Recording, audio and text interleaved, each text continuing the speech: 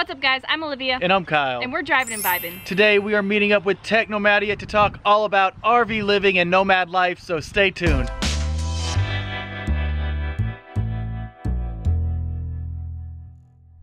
Welcome back to our channel, everyone. Thank you guys so much for joining us today, and thank you to Cherie and Chris of Technomadia for sitting down with us today. Yes. Happy to be here. We are so glad to be here with you guys because the year that we planned before RVing to do all of our research, you two were the biggest resource that we had. So we are indebted, endlessly for that. Yes. And the very first time that we met you, we were just like starstruck. Yes. And couldn't believe that we were actually face to face with you after we watched you and researched, and it felt like we had spent so much time getting to know you. So it was really cool for us to be like, we made it. We're out here. We're actually doing this thing. And then we get the opportunity to get to know you, which is the best part of all this for us. Because how many years ago was that? It was Shaper's first over rally. 2 years. Yeah. And you guys with the amazing little fiber stream pulled up behind us and we're like, oh, we love it. This is like another fiberglass egg people. And we're like, hey, did you know we had a fiberglass egg? And you guys are like, well, yeah. No doubt. So I want to ask so many questions to y'all because I want to share your story with our community and your knowledge. First off, what the heck gave you the idea that RV life was even possible 12 years ago?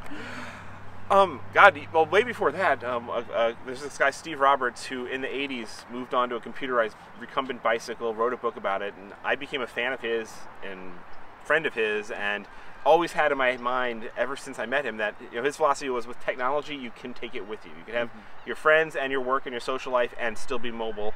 He was doing it extreme on a bicycle with satellite uplink and stuff like that on his bike, but I had in my mind, like, when I had the opportunity, I wanted to do it, and Silicon Valley kind of kicked me out 12 years ago, and I'm like, I've got a good severance, I'm going to buy a trailer, give up my apartment, and hit the road and see what happens. So that's what I did, and then just set off. He started out solo, right. So I joined him about 6 months later. Yeah, I met her that first year on the road. Awesome. That's awesome. And so that transition for you, can you talk a little bit about what that was like for you? Because this obviously wasn't something you had thought about until you met him, I guess. And was it easy transition or more of a difficult one? Well, I actually had thought about it before I met him. So my ex and he had a traveling job.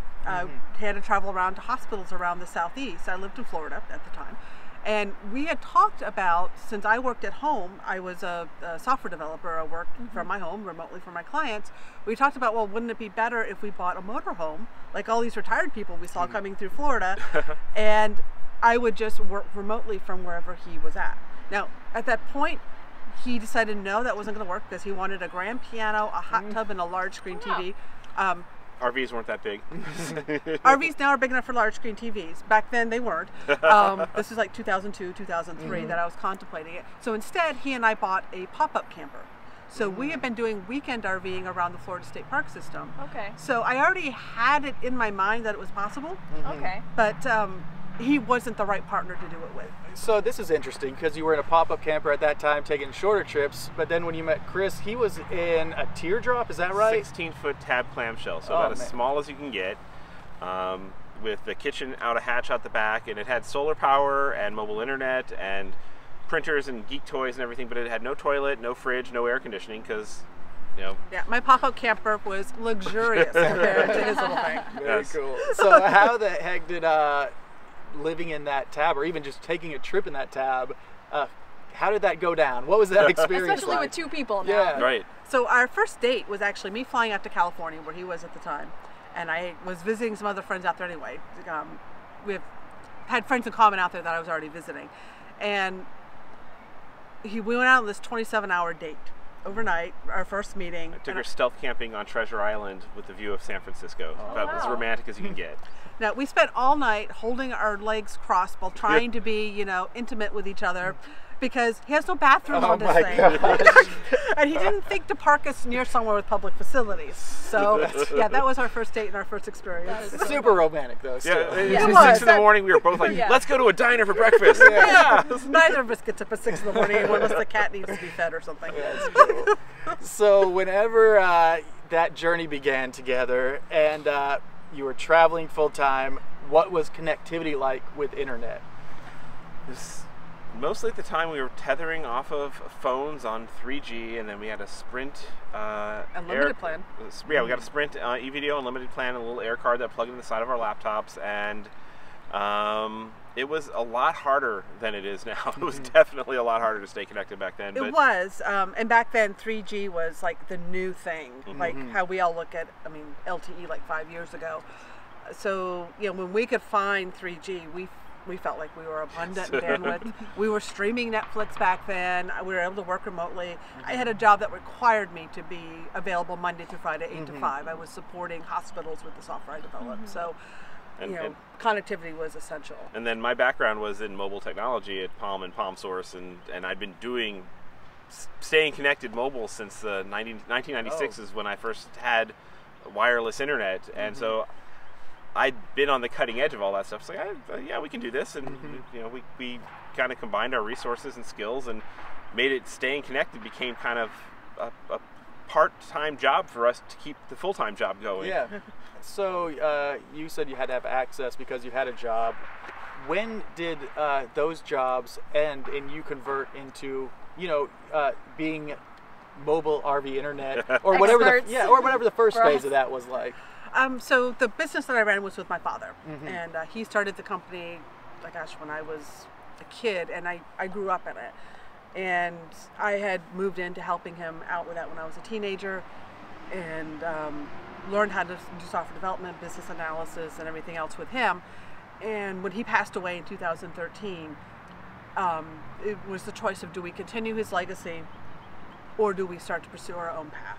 And some of the contracts that I had were government, and the government process is its own beast. And it just made sense. It's not fun work. We just made the decision that his legacy was best taking his pro bono work that we had done and preserving that, and then passing off the paid clients to other qualified contractors, and then start to find what is our passion and our unique thing. That's a nice way to honor him and yourself. Yeah. So you notice our book is dedicated to him, and that's the reason why. That's very sweet. Yeah, and we love your book, and it is not only a wealth of information, but you update it all the time. And you just finished an update on it. 5th edition just came out. So we're going to link all that below, because mobile RV internet, or now it's just mobile internet, right? Yes. The Mobile Internet Info Center, because now we are dividing our time between boat and RV, and we're covering both sides of staying connected. And honestly, not only do you have the info in that book, but you send out newsletters monthly that have all the newest information. And we are members, and we love it. We learn so many things. So thank you for creating that resource. And the Mobile Internet Aficionados membership that you can be a part of, groups. You guys cover it all. You have all the hands-on testing and experience, so the rest of us can have an easy, enjoyable time on the road staying connected. So what's that one piece of advice you need to be connected?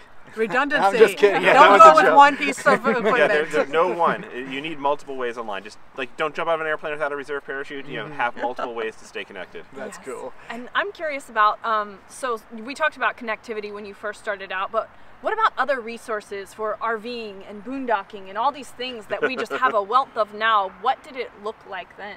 Smoke signals and marks carved on trees, and it was not a lot of community and online resources at all. They were out there. The Escapees, of course, was founded in the 70s, so they were there, but they were catering to a different audience. At that time, their membership was mostly retired. So awesome organization then, but they definitely weren't reaching out to the younger folks like they are now. But they had great resources. The magazine was out. They had a website. They had their forums. There were other forums out there for RVers. So that's where it was on the old BBS style forums. Or Yahoo groups and stuff. But there were not a lot of easy resources to find free campsites and boondocking and stuff. Facebook was really just still colleges only. Yeah, so it hadn't branched out yet to be more the general source that it is now. And it doesn't seem like YouTube would have the same amount of people on there. There were no vloggers back then, really. Yes. And you were doing boondocking, like in RV parks and state parks. Like, what was that percentage that? Maybe we could talk about what was that percentage in the beginning, and what is it like now, or is it the same? How we divided our time? Yeah. So the first year on the road, we were in the TAP, and it didn't have facilities. So then we looked for campgrounds that had like vault toilets at a minimum. All right. If not, campgrounds that had bathhouses. So we did a lot of more paid camping then, simply for that, and or finding free national forest campgrounds. So we were doing much more developed camping then. All right. And then when we built the Oliver, we designed that to be really off-grid. It had huge tanks and solar for such a small trailer relative to its size. And we went, like, I think at one point, like Weeks. 6 months without plugging in at all. And doing extended boondocking and just hopping around like that. In our bus, we've kind of divided it up. We like doing longer monthly stays, and so we would do paid parks and stuff for that. But we've also done extended boondocking in the desert, and we really love that as well. We like the versatility. So No doubt. And we love state parks, Army Corps of Engineer parks, so places that you're only going to get electric and water hookups. So having the large holding tanks and also the supplemental electrical system with our solar and batteries helps us get past what might be provided like 20 or 30 amp service and still feel extremely abundant in those situations. Yeah. Over your 12 years on the road, I know we talked earlier off this video about the community online and saying that it was a challenge finding that community in the beginning. So you guys created Escapers, or one of the co-creators of Escapers. What led you to that idea, or was it a natural progression? So actually it was our village that led us to Escapers. So we were part of a community called New RVers, which was one of the very first Forum slash it was a forum website and then became a Facebook group, but it was geared towards the younger, more adventurous RVer. New generation type. But it wasn't really formal. It was kind of a side hobby project for the creator of it, and he didn't have the energy to build resources around it beyond just being social. So we talked with him first before presenting the idea to the escapees. Well, we had margaritas, and that's how Escapers came about. But we had worked on the Our Village project, because when that idea was presented to us, this idea that you could check into a location and meet those around you was just and track your friends and know when you're going to cross paths with people and have that virtual community just form around mobile people. It was everything that we had craved in our years on the road. So we helped launch that project, and then that led us to an introduction to the escapees. And then it was margaritas, and then we hatched the idea for Escapers, because escapees realized, like we talked about before, that their audience was aging. Yeah. That they realized that escapees would not last through that if they didn't reach out to the younger generation. I think the entire RV industry is realizing that right now. And so we helped them come up with the idea for Escapers and how to launch it and be true to their story about how it was formed in the 70s, and Travis and Mel are the grandkids taking it over. Yes. And I know we are so grateful for the Escapers community, because I think that was when we really kind of felt like we fell into our rhythm with things. We had a ton of people around us sharing their information and their experience with us. We had community. We were learning how to boondock for the first time. So it's really kind of where we learned a lot of the things that we didn't know going into this lifestyle, and kind of helped solidify, what we were doing and how to do certain things. And I mean, now we are just so grateful for the group, for you guys, and for everyone who came before us and really paved the way for us to make. And now you're paving the way for other new RVers, and you are part of that now. And that, I mean, honestly, watching you guys and then creating our channel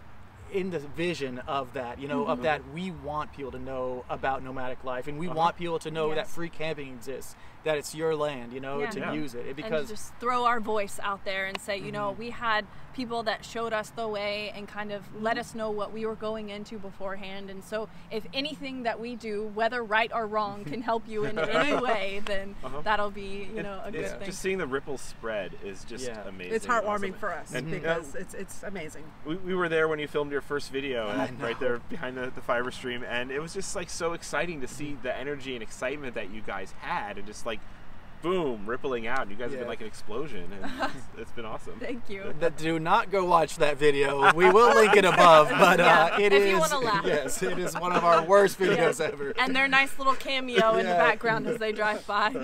And it must be awesome to see the Escapers community grow so much.